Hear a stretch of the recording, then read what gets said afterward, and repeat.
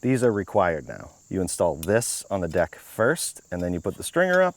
The only thing about that is you have it pushing it out a little bit. That's gonna mess things up by that much. Not a huge deal, but what I'm gonna do is I'm gonna inset that 2x8 to make up for that.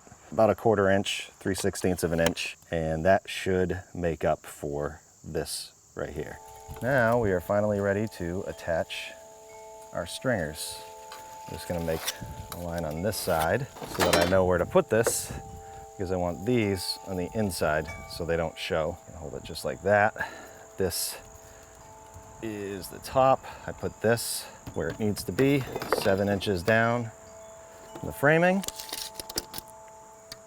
That, and then hold this up like this, right where that bend is, down here. And I mark the top so I can nail this right on the line. Joist hanger nails.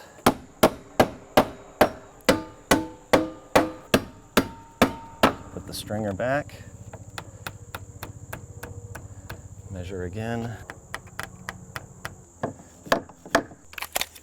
And you can bend the hanger like this.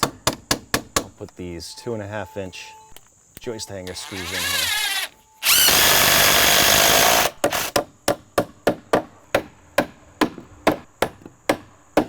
This is where my other stringers are going.